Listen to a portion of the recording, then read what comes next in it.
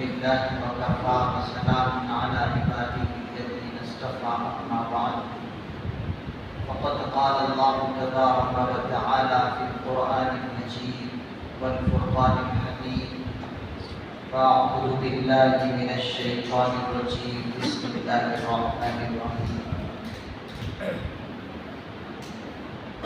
ألف لام ميم تلك آيات الكتاب الحكيم هدى ورحمة للمحسنين الذين يقيمون الصلاة ويؤتون الزكاة وهم بالآخرة هم يوقنون.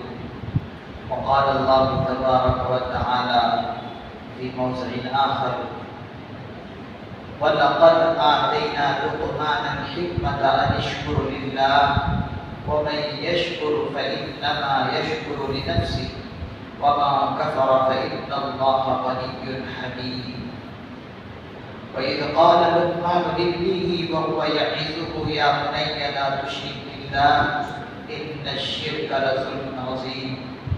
وقال الله تبارك وتعالى في موضع آخر يا بني إنها إن تك مثقال حبة من خردل فتكن في صخرة أو في السماوات أو في الأرض يأتي بها الله إن الله لطيف خبير. صدق الله العظيم. یہ جو آیت کریمہ آپ کے سامنے تلاوت کی گئی ہے، اس کی تلاوت تراویح کے اندر ہو چکی ہے. اس کی کچھ مختصر سی وضاحت آپ کے سامنے رکھتی ہیں. یہ سورہ لقمان کی آیات کریمہ ہے. الف لام میم یہ حروف مقطعات کہلاتے ہیں. اس کے معنی اور مطالب اللہ اور اس کے رسول ہی بہتر جانتے ہیں. تلک آیات الکتاب الحکیم، یہ آیات ہے پرحکمت کتاب کی. پرحکمت یعنی قرآن کریم. ہدی ورحمۃ للمحسنین جو کہ ہدایت والی ہے اور رحمت والی ہے. للمحسنین نیکوکاروں کے لیے. اس کے بعد آیت ہے وَلَقَدْ آتَيْنَا، اور البتہ تحقیق کہ ہم نے حضرت لقمان علیہ السلام کو حکمت عطا کی تھی. اشکر للہ کہ شکر ادا کیجیے اللہ کے. وَمَن يَشْكُرْ، اور جو شکر ادا کرتا ہے فَإِنَّمَا يَشْكُرُ لِنَفْسِهِ، وہ کسی اور کے لیے نہیں بلکہ وہ اپنے ذات ہی کے فائدے کے لیے کرتا. وَمَن كَفَرَ، اور جو ناشکری کرے تو سن لیجیے فَإِنَّ اللَّهَ، بے شک اللہ تعالیٰ غنی مالدار ہے، حمید تعریف والے وہ خود ہے. وَإِذْ قَالَ لُقْمَانُ لِابْنِهِ، اور وہ وقت یاد کیجیے جب حضرت لقمان علیہ السلام نے اپنے بیٹے سے کہا نصیحت کرتے ہوئے. یہ کچھ آیات کریمہ میں نے آپ حضرات کے سامنے تلاوت کی. اس کا کچھ مختصر آپ جو ہے وضاحت سماعت کر لیں.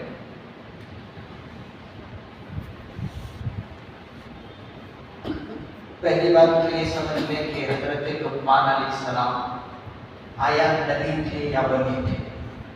یہ جو آیتیں ہیں یہ سورہ لقمان کی ہے. تو پہلی بات یہی کلیئر کر لیجئے کہ حضرت لقمان علیہ السلام کیا تھے. آیا وہ نبی تھے یا ولی تھے؟ بہت سارے اقوال ہیں. کسی نے کچھ کہا، کسی نے کچھ کہا، کسی نے کچھ کہا. لیکن راجح اور اصح قول یہ ہے کہ حضرت لقمان نبی نہیں تھے بلکہ ولی تھے. کیا تھے؟ ولی. ان کے بارے میں کتابوں کے اندر لکھا آتا ہے اللہ تعالیٰ نے ان کو دو آپشن کہ لقمان تم نبی بننا چاہتے ہو یا ولی بننا چاہتے ہو. بہت اہم بات ہے. اللہ نے ان سے کہا کہ لقمان تم کو نبی بننا ہے یا ولی بننا ہے. حضرت لقمان علیہ الرحمٰن ہی عجیب و غریب جواب دیا۔ حضرت لقمان علیہ الرحمٰن نے کہا کہ یا اللہ، میں اب جو ہے ولی بننا چاہتا ہوں، میں نبی نہیں بننا چاہتا۔ وہ اس لیے کہ اگر آپ اپنے اختیار سے مجھے نبی بنا دیتے تو میں بن جاتا، لیکن آپ نے میرے اوپر چھوڑا، میرے اختیار کے اوپر چھوڑا، اب میں جو ہے نبی نہیں بننا چاہتا۔ وہ اس لیے نبی نہیں بننا چاہتا کہ اگر میں اپنی طرف سے نبوت کو اختیار کروں تو یہ انتخاب میرا ہوگا، آپ کا نہیں ہوگا، اور اگر آپ اپنی طرف سے بغیر مجھے بنا دیتے تو انتخاب آپ کا ہوتا، اس کے اندر آپ کی نصرت ہوتی۔ اب اگر میں اپنی طرف سے اگر اختیار نبی بننے کو کر لوں تو پھر آپ کی نصرت سے میں خالی رہ جاؤں گا، اور نبی کے لیے نصرت خداوندی ضروری ہے، کیونکہ حالات بے شمار آتے ہیں۔ اب اس وقت ان حالات سے کون نمٹے؟ اللہ ہی نمٹے۔ نبی کے اوپر کوئی اعتراض ہوتا ہے تو نبی اس کا جواب نہیں دیتے، اس کا جواب اور اس کا دفاع خود اللہ تعالیٰ کرتے ہیں۔ نبی پر اگر کوئی اعتراض کرے تو نبی اس کا جواب نہیں دیتے اپنے طور پر، اللہ تعالیٰ نے کیونکہ نبی بنایا ہے، اس نبی بنانے کی وجہ سے اللہ تعالیٰ اپنے نبی کا دفاع کرتے ہیں، اس سوال کا جواب دیتے ہیں۔ مثال کے طور پر حضرت عائشہ صدیقہ رضی اللہ عنہا کے اوپر لوگوں نے بہتان باندھا کہ نعوذ باللہ بدکار ہے۔ حضرت عائشہ صدیقہ رضی اللہ عنہا کے اوپر جب یہ اعتراض لوگوں نے کیا، بہتان باندھا، تو کس نے اس اعتراض کا جواب دیا؟ نبی نے اس اعتراض کا اور اس بہتان کا دفاع نہیں کیا، بلکہ اللہ نے قرآن کریم میں سورہ نور کے اندر آیت نازل کر دی، سبحانک ھذا بہتان عظیم، تیری ذات پاک ہے، یہ بہتان تراشی لوگوں نے کی ہے، یہ کوئی حق بات ہے۔ تو دیکھا، تو نبی پر کوئی اعتراض کرے یا نبی کے گھرانے پر اعتراض کرے تو اللہ تعالیٰ اس کا دفاع کرتے ہیں۔ تو حضرت لقمان علیہ السلام نے سوچا کہ میرے اختیار میں چھوڑے ہیں، لہٰذا اب اگر میں اپنی طرف سے اختیار کروں تو یہ میرا انتخاب ہوگا، انتخاب خدا نہیں ہوگا۔ جب انتخاب خدا نہیں ہوگا تو پھر مشکل آئے گی، اسی لیے اس مشکل میں کیوں جانا؟ اس سے اچھا یہ ہے کہ ولی بن جائے۔ اللہ نے پھر ان کو ولی بنایا، اور اتنا ولی بنایا کہ ان کے بارے میں ایک سورہ اتاری، سورہ لقمان۔ اپنے بیٹے کو انہوں نے نصیحت کی، بڑی ہی عجیب باتیں اپنے بیٹے سے نصیحت کرتے ہوئے انہوں نے فرمائی ہے۔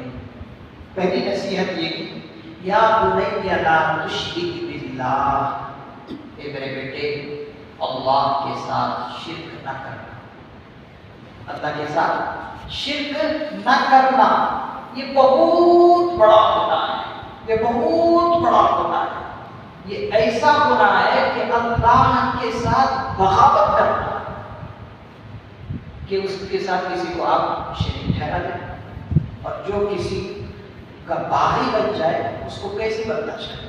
اب گورنمنٹ کوئی چلا رہے ہو، اس کا کوئی باغی بن جائے تو گورنمنٹ چھوڑ ڈالیں گے، دوسرے برج کا ونڈو اور سکٹ اپنے جیل کے سلاخوں میں ڈال دیں گے۔ تو جب ایک بادشاہ دنیا کے بارے میں یہ سوچ سکتا ہے تو اللہ وہ تو سارے جہان کا بادشاہ ہے، وہ اپنے ساتھ کسی کو کیسے شریک ہے؟ یہ شریک سب اور ساجد کر سکتا نہیں کر سکتا، اسی لیے فرمایا کہ بیٹے اللہ کے ساتھ شرک نہ کرو۔